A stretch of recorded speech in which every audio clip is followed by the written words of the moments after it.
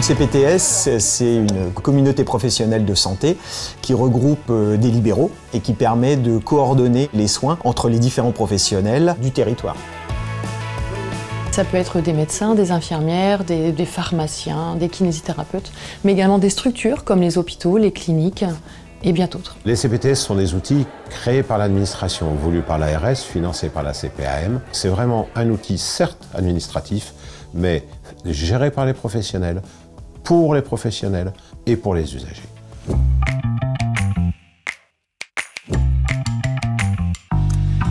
La CPTS nous permet vraiment de collaborer tous ensemble et c'est vraiment très intéressant parce que nous, les libéraux, nous sommes majoritairement seuls. En fait, au cabinet ou à domicile, nous sommes seuls. Et puis, il y a aussi, je trouve, une vraie valorisation pour mon travail d'infirmière parce que je me sens plus qu'écoutée. Ça m'a beaucoup plu. Ça donne une boîte à outils qui nous permet d'échanger, de se rassembler et encore une fois d'essayer d'améliorer les choses. On va pouvoir aider les patients à être pris en charge plus rapidement, à enlever de la charge de travail aux médecins, par exemple pour les cystites, à aider à faire des trodes d'angine, à mettre en place de la télémédecine et du coup décharger énormément les médecins sur plein de pathologies qui pourraient être prises en charge à la pharmacie et du coup leur faire gagner du temps pour des patients qui ont vraiment besoin et qui n'ont plus de médecin au jour d'aujourd'hui.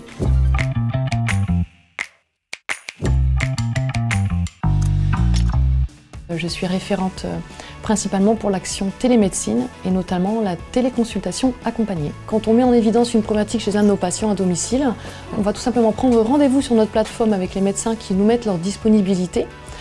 Une fois que ce rendez-vous est pris, moi je vais directement chez mon patient, je m'installe et puis la connexion se fait directement, tout simplement. Coucou Jean-Luc! Le but, c'est vraiment aller chez le patient qui est réellement en difficulté, qui ne peut pas se déplacer. Et en plus, comme nous manquons cruellement de médecins sur le territoire, c'est vraiment une grande priorité.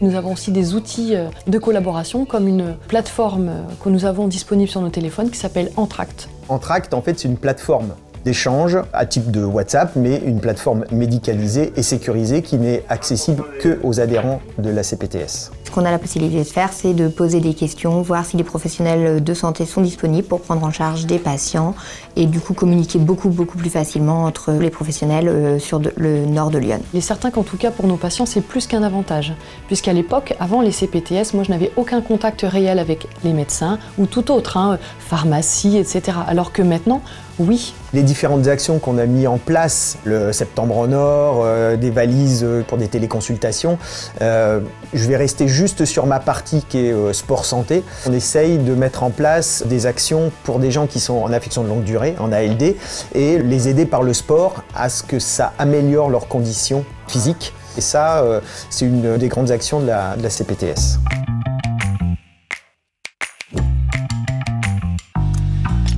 On a démarré tout petit, on était 4-5 au départ. Maintenant, on fonctionne avec plusieurs salariés. On tourne maintenant pratiquement à 120 adhérents. Une CPTS pour fonctionner, à mon sens, se doit d'avoir un statut associatif. Pourquoi? Parce que le statut associatif permet de potentialiser des individualités et de phosphorer et d'évoluer. Ça a pris au début un petit peu de temps parce qu'il a fallu écrire des projets. C'est assez compliqué, il y a des codes et des règles à respecter qui ne sont pas toujours très simple. Dans les missions des CPTS, il y a les 3 missions socles, soins non programmés, accès aux médecins traitants et la prévention. Nous avons fait le choix du début d'intégrer un collège des usagers. Comme toute vie associative, il y a des idées qui partent de partout et sur 10 idées, il y en a toujours une qui est super pertinente et on nous donne les moyens juste de construire, de réaliser toutes ces idées dans l'intérêt du patient et dans l'intérêt du professionnel qui travaille mieux et qui ne travaille plus tout seul.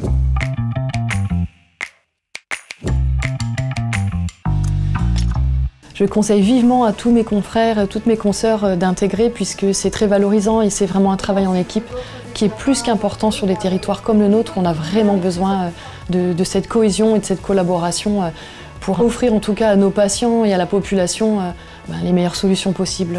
Voilà. On passe des fois peut-être plus de temps à gérer la même pathologie pour un patient alors qu'en communiquant tous ensemble, on peut gagner du temps. On se rencontre, c'est hyper important. Oui, non, je le conseille, que ce soit des personnes jeunes ou âgées. Mais c'est sûr qu'entre jeunes, c'est encore mieux parce qu'on va exercer encore pendant 40 ans. Donc au plus vite on y est, au mieux c'est.